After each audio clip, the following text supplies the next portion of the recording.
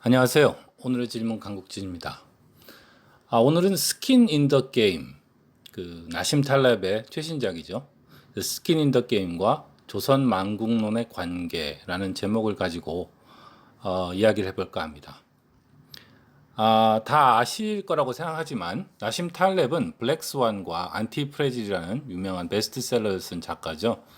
2008년 세계 경제 위기 1년 전에 그 블랙스완을 발표해서 예측할 수 없는 위기를 다뤘습니다.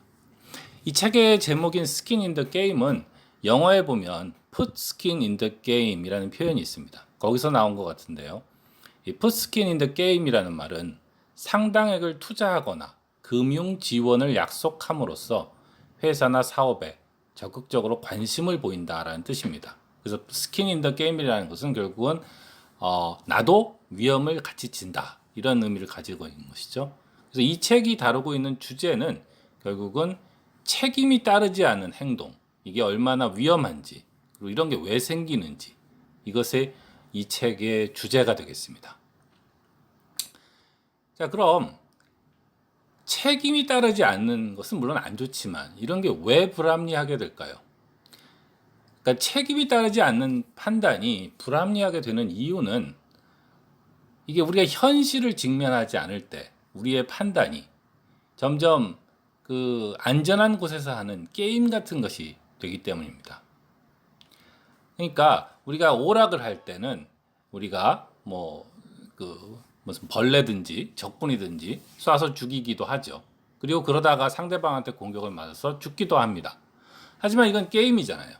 그러니까 내가 죽으면 나중에 다시 한 판 하지 뭐 이렇게 하면 되죠. 그러니까 이런 게임을 하는 것 같은 마음은 현실에 직면하고 있지 않다는 겁니다. 그럴 때 어떤 일이 벌어지냐면 우리는 현실이라면 절대 하지 않을 위험천만한 판단도 쉽게 한다는 거죠. 왜냐? 죽으면 다시 하면 되니까.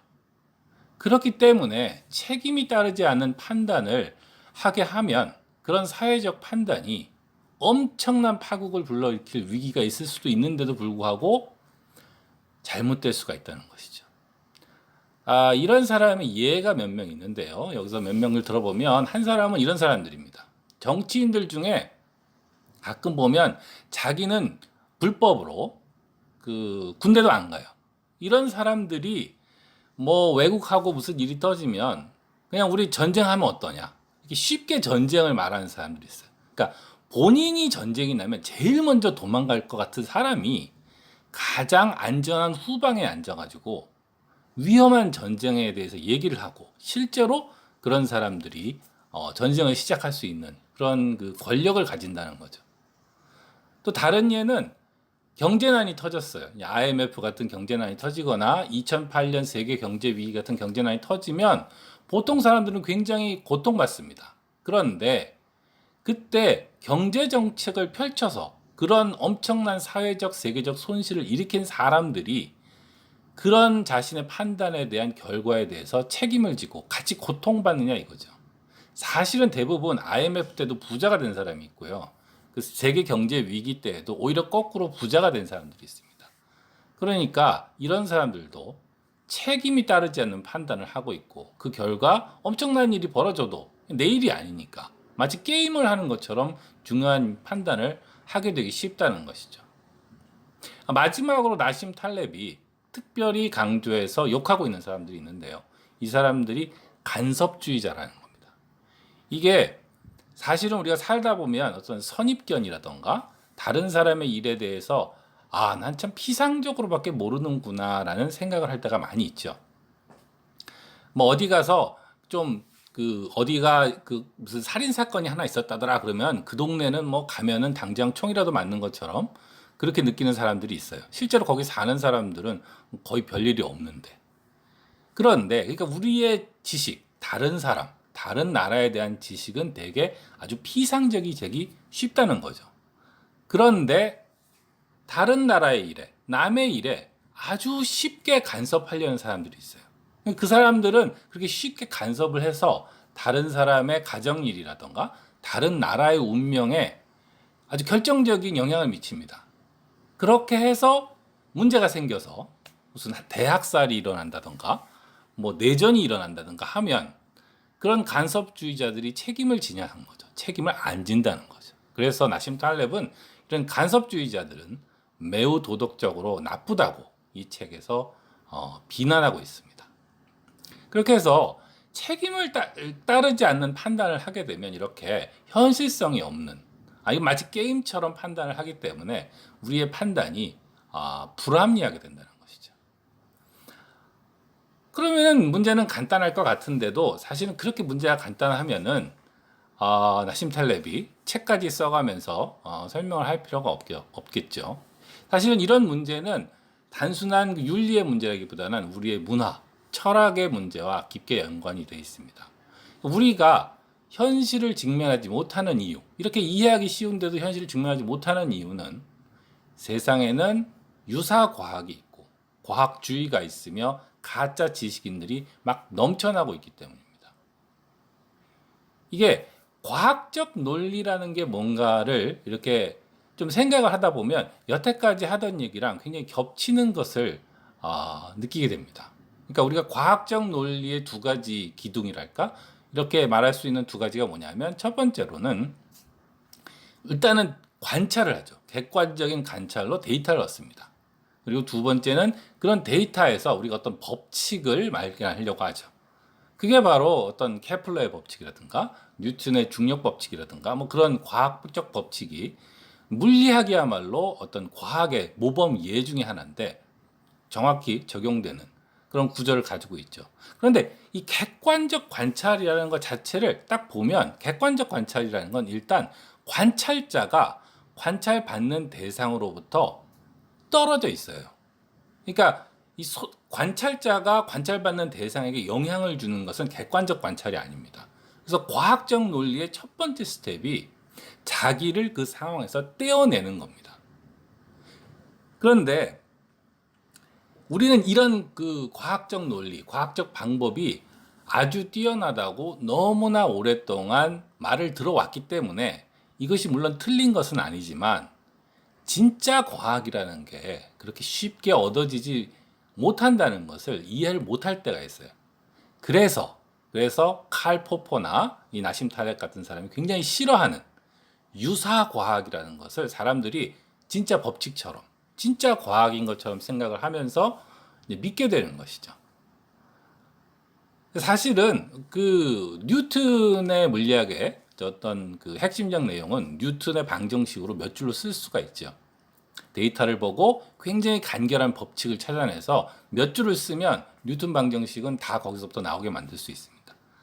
근데 이런 의미에서 우리가 어떤 그 경제, 사회 문제 혹은 뇌과학 같은 분야에서는 어떤 뉴턴 물리학적인 과학은 어쩌면 영원히 만드는 것이 불가능할 수도 있습니다.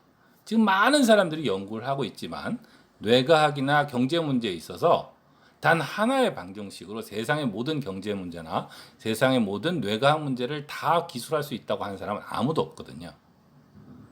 이게 그냥 우리가 못한다는 의미가 있는 게 아니라 우리의 지식은 굉장히 사실은 초보적이고 우리는 영구히 물리학에 있어서의 어떤 뉴턴 물리학 같은 수준에 도달할 수 없을 수도 있다는 거죠.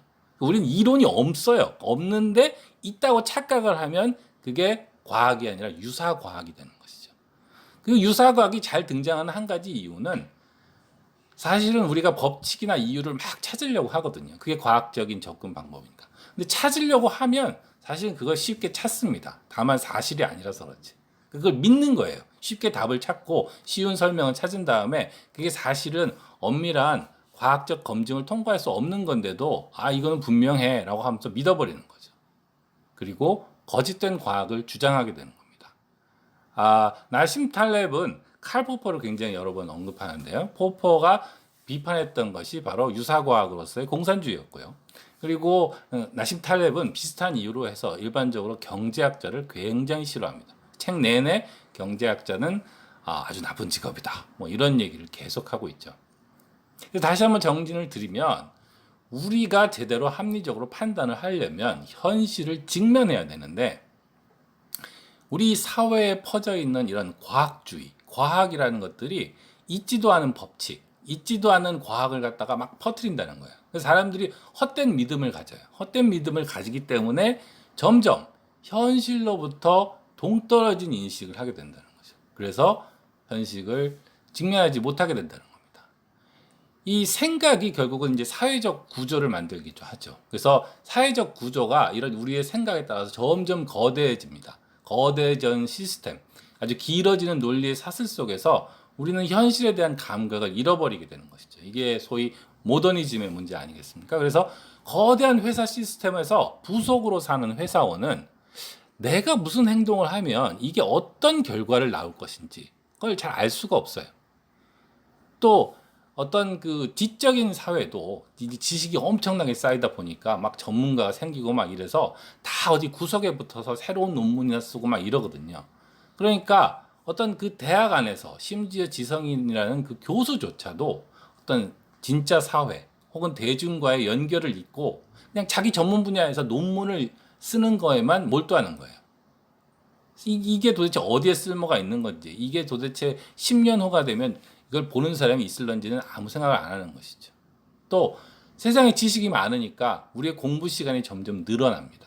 옛날에는 글자만 쓰면 알 정도였으면 좋았는데 점점 초등학교, 중학교, 고등학교로 늘어나지요. 이렇게 어떤 그 교육 시스템 안에서 오래 머물면 머물수록 문제가 생기는 것은 이 사람들은 열심히 공부를 하고 있지만 이 사람들이 현실 사회와의 접촉 그리고 현실 사회에서 어떤 실패하고 성공함으로써 얻는 그 배움 이런 것으로부터 오히려 차단이 된다는 겁니다. 가상 세계 속에서만 살게 되죠. 이렇게 되면 점점 현실에 대한 감각이 없어지게 되는 것이죠. 그렇게 해서 우리는 점점 일종의 그 병증 같은 게 나타나는데 그게 뭐냐 하면 자기도 자기의 생각과 행동이 분열됐다는 걸 잘 몰라요. 그러니까 평상시에는 야 한국 경제 망했어. 한국 경제는 이제 틀렸어. 이렇게 말을 하면서 행동으로는 주식을 사고 있더라 이 말이죠. 그러니까 이 사람은 도대체 생각과 행동이 어떻게 된 건지 알 수 없는 그런 사람들이 사회 속에 이제 많이 늘어나게 된다는 겁니다. 자, 그런데 이 나심 탈렙의 책을 읽다 보면 생각나는 분이 한 분 계십니다. 그게 바로 그 1933년에 거의 100년 전에 양명학 연론이라는 책을 출간하신 정인보라는 분이신데요. 이 정인보라는 분은 조선 만국론을 이야기했습니다. 왜 조선이 망했냐 이거죠. 그리고 그 답도 아주 간단해요. 왜 조선이 망했냐면 조선 사람들이 양명학을 해야 되는데 주자학을 했기 때문에 조선이 망했다고 합니다. 이 양명학과 주자학의 차이가 어떤 것인가를 아주 간단하게 설명을 드리면은 이 대표적인 차이는 이 양명학에서는 기본적으로 모든 사람은 자기 안에 양지라는 것을 가지고 있어서 진리가 내 안에 있습니다. 근데 주자학에서는 어떤 그 경물 취지의 해석에서 나오는 것인데요. 이 세상에 대한 객관적인 이해가 어떤 진정한 알에 이르게 한다. 이런 생각을 가지고 있습니다.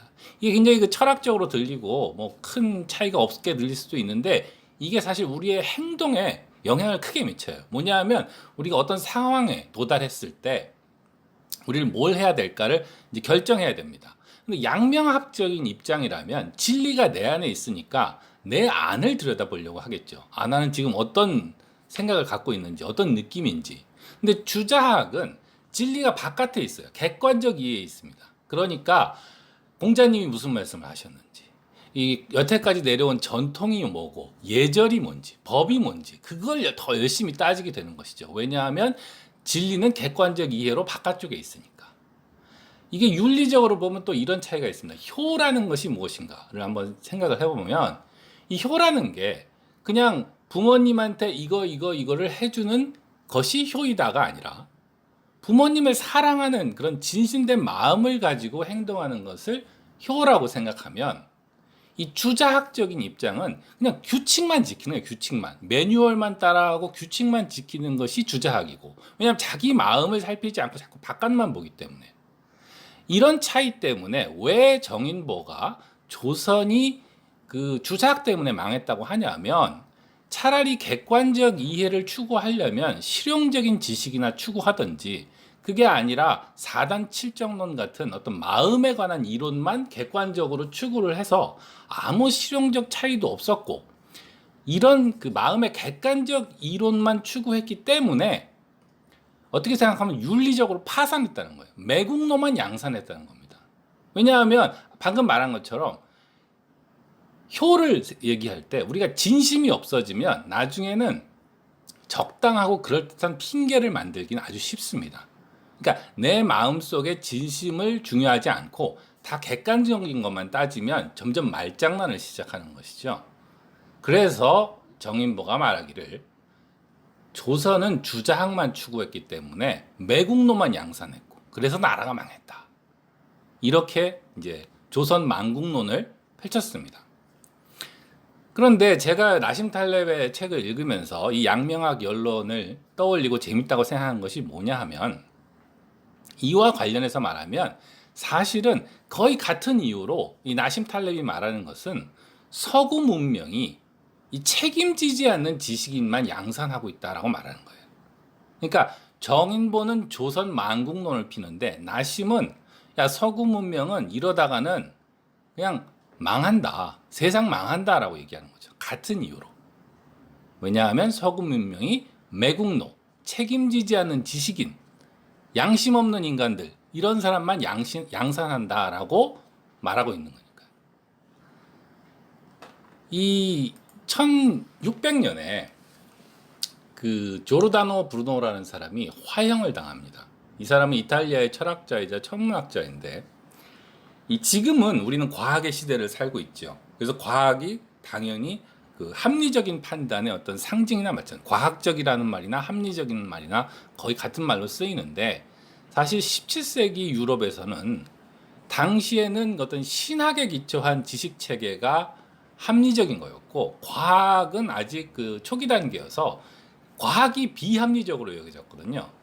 그래서 과학이 얼마나 비합리적으로 여겨졌는가? 조르다노 브루노 같은 사람이 그 어떤 신학적 그 지식에 반대되는 얘기를 했다고 해서 화형을 당할 정도로 끔찍하게 고문을 당하고 화형을 당할 정도로 이 과학도 한때는 이 비합리적인 것으로 여겨지고 한때는 대단한 혁신이었던 때가 있습니다. 이 나심이 말하는 것은 이 과학은 한때 혁신이었는데 이제 21세기가 되니까 이제 과학이 마치 옛날의 신학처럼 이제 권위의 탈을 쓴 그런 곳이 됐다는 거예요. 대학이 이제 권위를 누리고 유사 과학들이 과학도 아니면서 과학인 척하고 이러면서 책임지지 않는 지식인을 양산하고 있다는 것이죠. 그래서 나심이 이 책에서 이제 여러 번 묻는 질문이 있습니다. 근데 그 질문이 사실은 17세기에 과학자들이 어떤 유럽의 종교인들한테 물었던 질문하고 같아요. 그 질문이 뭐냐? 합리성이라는 게 뭐냐는 것이죠. 그러니까 그때는 17세기에는 합리성이란 그냥 성경에 나오는 말씀을 잘 따르는 게 그냥 합리적인 것이었어요. 그리고 뭐 사람이 직접 관찰을 하고 법칙을 찾고 이런 거는 해보나 마나인 그런 얘기였죠. 근데 그게 이제 우리가 과학 시대를 살고 있으니까 이런 신학적인 얘기는 벌써 다 없어졌고 이제 합리성이란 무엇인가 하면 사람들 머릿속에 다 떠오르는 게 아까 그 설명드린 그 과학에 대한 얘기죠. 그런데 나심은 이제 와서 과학은 이제 권위적이 되었다는 것이죠. 그래서 우리는 다시 한번 우리가 도대체 뭘 알고 뭘 모르는지 합리성이란 무엇인가에 대해서 생각해 볼 필요가 있다라고 생각을 하면서 주장을 하면서 이제 이 책을 썼다고 할 수 있겠습니다. 마지막으로 이 책에서 나오는 그 나심 탈렙의 그럼 우리는 어떻게 해야 될 것인가에 대해서 잠깐만 그 소개를 드리면 나심 탈렙의 조언들은 이런 겁니다. 가짜 지식인들에 속지 마라. 그리고 시스템에서 벗어나서 분권화와 지방화를 해야 된다. 그리고 자기의 주장을 자기 삶에 적용하지 않는 사람은 즉 말 따로 행동 따로인 사람은 믿지 마라. 그리고 남하고 타협하지 않는 그런 불관용적인 행동들에게까지 관용을 가져서는 안 된다. 그들은 결국 불필요한 금기로 우리를 속박할 것이기 때문에 오늘날은 여러 가지 이유로 해서 굉장히 그 연결된 사회를 가지고 있습니다. 온 세상이 연결돼 있죠. 온 세상이 연결돼 있기 때문에 그 결과적으로 우리는 서로 원하던 원치 않던 어떤 게임 속에 우리 서로를 끌어들입니다. 그래서 우리는 그러다 보면 어떤 일이 벌어지냐면 내가 도대체 무슨 게임 속에 있는지 자체를 모를 때가 많아요. 이게 게임이 법칙이 바뀌었는데 바뀐 것도 모르니까 세상이 마구 연결되고 확장되는 도중에. 그래서 오늘날 이런 그 책임의 범위, 어떤 행동에 대한 책임은 누가 질 것인가, 게임의 법칙이 도대체 정확히 뭔가, 누가 이 게임에 참여하고 있는가, 이런 거에 대해서 조심하고 깊이 생각하지 않을 때 우리는 알고 보면 매우 위험할 뿐만 아니라 매우 비윤리적인 행동을 하게 된다 라는 메시지가 나심 탈렙이 스킨 인 더 게임에서 하고 싶었던 이야기라고 저는 생각합니다. 오늘은 나심 탈렙의 스킨 인 더 게임을 소개하면서 정인보의 그 양명학 연론도 함께 소개해봤습니다. 긴 시간 감사합니다. 여기까지 하겠습니다. 강국진이었습니다.